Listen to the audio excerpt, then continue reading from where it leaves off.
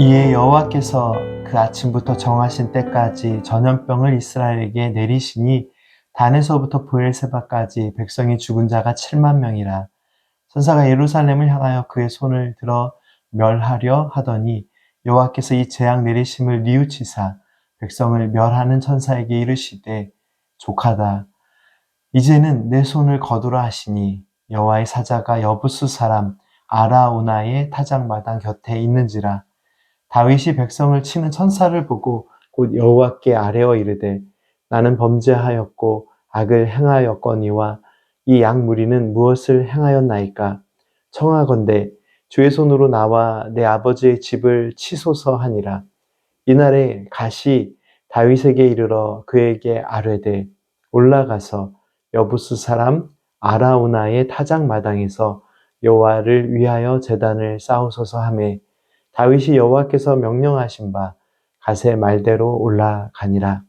아라우나가 바라보다가 왕과 그의 부하들이 자기를 향하여 건너옴을 보고 나가서 왕 앞에서 얼굴을 땅에 대고 절하며 이르되 어찌하여 내 주 왕께서 종에게 임하시나이까 하니 다윗이 이르되 내게서 타작마당을 사서 여호와께 제단을 쌓아 백성에게 내리는 재앙을 그치게 하려 함이라 하는지라. 아라우나가 다윗에게 이르되 원하건대 내 주 왕은 좋게 여기시는 대로 취하여 드리소서. 번제에 대하여는 소가 있고 뗄나무에 대하여는 마당질하는 도구와 소의 멍에가 있나이다. 왕이여 아라우나가 이것을 다 왕께 드리나이다 하고 또 왕께 아뢰되 왕의 하나님 여호와께서 왕을 기쁘게 받으시기를 원하나이다. 왕이 아라우나에게 이르되 그렇지 아니하다. 내가 값을 주고 내게서 살이라. 값없이 내 하나님 여호와께 번제를 드리지 아니하리라 하고 다윗이 은 50세겔로 타작마당과 소를 사고 그곳에서 여호와를 위하여 제단을 쌓고 번제와 화목제를 드렸더니 이 여호와께서 그 땅을 위한 기도를 들으심에 이스라엘에게 내리는 재앙이 그쳤더라. 아멘. 오늘 본문 말씀은 사무엘하의 마지막 장인 24장의 1절부터 이어온 다윗의 불순종으로 인한 다윗 왕권의 위기를 기록하고 있습니다. 그러나 오늘 본문 말씀에서 확인할 수 있듯이 사무엘하 마지막 장의 내용은 다윗 왕권의 위기나 다윗 왕권에 대한 징계로 끝이 나지 않고 회개와 회복의 이야기로 마무리됩니다. 사무엘하 24장의 전반부에서 다윗과 이스라엘의 교만과 세 가지 징벌의 내용을 말씀하시면서 그중 하나를 선택하라고 갓 선지자를 통해 말씀하십니다.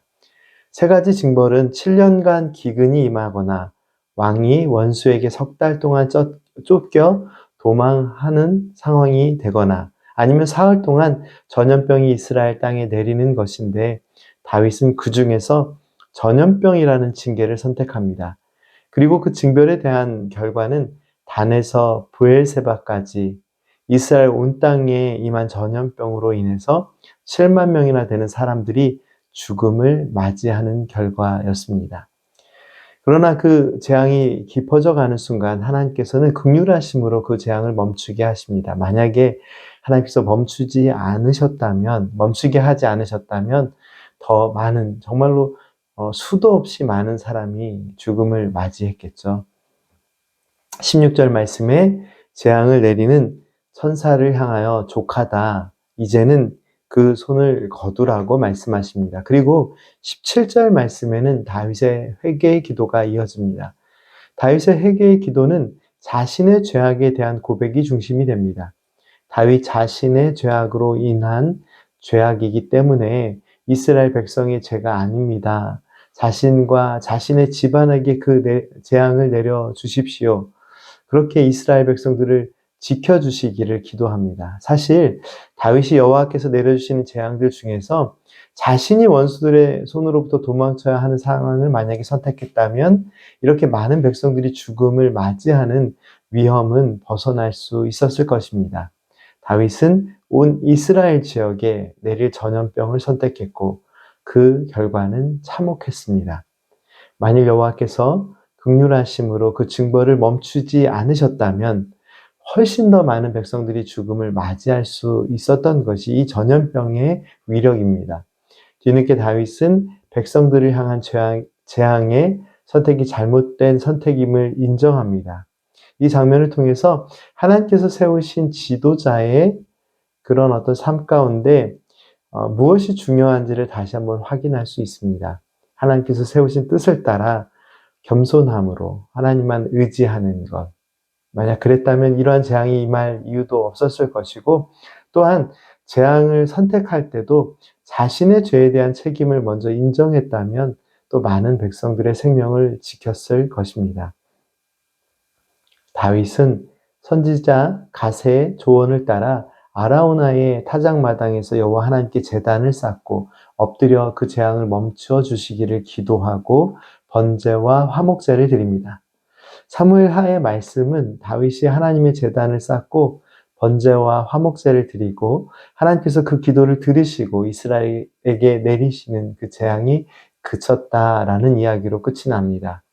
사무엘상과 사무엘 하의 이 말씀들은 하나님의 선택과 돌보심, 그러나 지도자들의 교만과 이스라엘 백성들의 불순종으로 인한 어려움들, 그리고 또 그 어려움들 속에서도 하나님께서 또 사람을 세우시고 하나님의 긍휼하심으로 용서하시고 회복의 은혜를 주시는 이야기들이 반복되어 기록되어 있습니다. 이 말씀들을 읽고 묵상하면서 우리는 무엇을 배울 수 있었습니까? 그들이 하나님의 백성이 될 자격이 충분하여서 은혜의 삶을 살아온 것은 아닙니다. 자격이 없으나 오래 참으시고 한량없는 사랑과 긍휼로 그들과 함께 하시며 끝까지 용서하시고 사랑하시는 하나님의 사랑을 우리는 말씀을 통하여 확인할 수 있었습니다. 사무엘상과 또 사무엘하 말씀에 등장하는 사울왕이나 다윗왕, 그리고 제사장들이나 장군들, 나아가 이스라엘 백성들의 모습 속에서 우리는 하나님의 뜻에 불순종하는 인간의 계획과 그 노력들이 가져오는 참담한 여러 결과들을 확인할 수 있었습니다.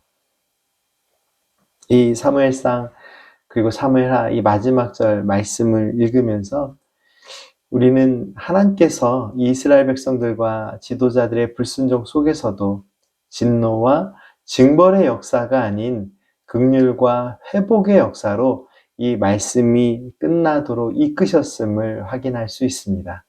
지금 우리의 삶의 역사는 어떠한 이야기로 쓰여지고 있습니까? 날마다 선하신 뜻 가운데 은혜의 길로 인도하시며 긍휼을 베푸시는 하나님의 사랑과 회복의 역사로 고백되는 그런 믿음의 삶을 살아가는 저희들의 삶이 되기를 간절히 기도합니다. 함께 기도드리겠습니다. 은혜의 하나님, 저희들의 삶의 역사가 거룩하신 하나님의 선하신 뜻을 따라 사랑과 긍휼의 역사로 쓰여지게 하옵소서.